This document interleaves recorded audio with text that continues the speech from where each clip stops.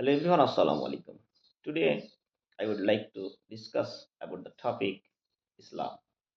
Islam means peace and submission to the will of Allah.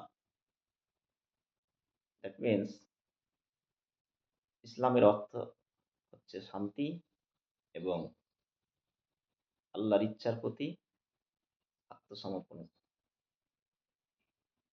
অথবা আল্লাহর নিকট আত্মসমর্পণ করা।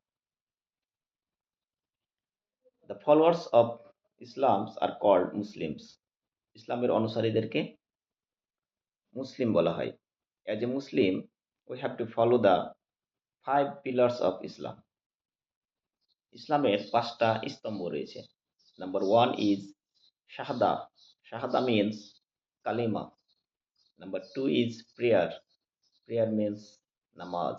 And number 3 is fasting. Fasting means roza. And number 4 is hajj. And number 5 is zakat. So as a Muslim, we have to follow these 5 pillars of Islam. Thank you very much.